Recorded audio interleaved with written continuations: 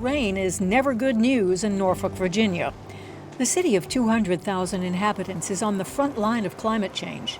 It's home to the world's largest naval base, and it's a strategic commercial port. Here you see a Navy ship coming upriver. You see a dredge sitting in the water, opening up our channels. You see a coal ship right there. So you really, I think, hopefully get an idea that this diverse port is so important to the economy of Virginia. As the most important port on the East Coast, Norfolk serves about 2/3 of U.S. consumers within a 24-hour delivery reach. The Port of Virginia and associated operations along the waterways of Virginia are responsible for about 1 in every 10 jobs, some 400,000 across the Commonwealth of Virginia, totaling about $92 billion in gross state product. So you can see what's good for the Port of Virginia is good for all of Virginia. According to estimates, the number of floods here has tripled in the last 30 years. Rising seas and extreme weather events could bring massive infrastructure destruction. To tackle the challenge of climate change and adapt the port, Kit Chope had to invest $350 million.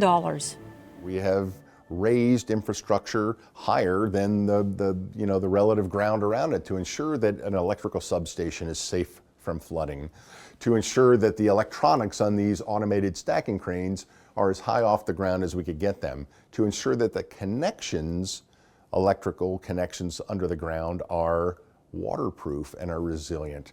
And so we hold our construction and design firms to very high standards to ensure that what we built here right along the waterways of Virginia will be here for many years to come. Despite all this investment, the city extends over a low-lying area, located in a bay at the confluence of several rivers and estuaries. Parts of the city now find themselves simultaneously under sunny skies and floodwaters, simply because of high tides. Ann Phillips is a retired Rear Admiral in the U.S. Navy. She now coordinates an evolving wetlands restoration project for her neighborhood and advises the governor of Virginia on coastal adaptation. Here in coastal Virginia, we expect that we will continue to see sea level rising. Projections are that we will have another 18 inches probably in the next 30 years, which is a significant change from what we have now. And that creates damage and impacts to the community over time because it impacts the way people go about their daily lives and work. They can't get to the store, they can't get to work, they can't get to the doctor's office, or they have to change the way they go.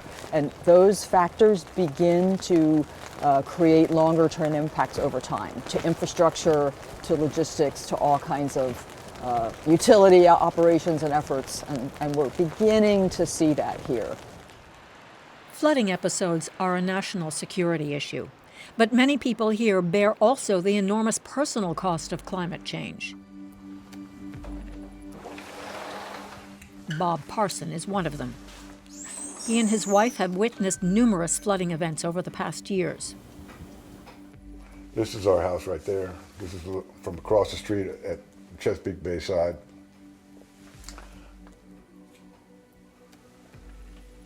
And that's just before it came inside the house. Parsons has kept a record of floods by marking the high water level on his garage door. It's nice to be high and dry. So this is our standalone garage, and it flooded quite frequently, and I lost a lot of power equipment, a lot of garden tools, a lot of yard tools in here. This is Hurricane Isabel in 2003, Sandy in 2012, and the twin nor'easters was 19 inches of water here, and again Hurricane Matthew in 2016 was 10 inches of water there. After Hurricane Matthew, the Parsons almost considered giving up on the house, especially as their insurance costs skyrocketed. But flood insurance always kept rising. At the end, just before our flooding elevation here, our flood insurance was $4,900 a year and was projected to go higher every year from then on. And after the elevation, our flood insurance is now $400 a year. Thanks to a government grant, the Parsons obtained enough money to elevate their house 4 meters above ground level.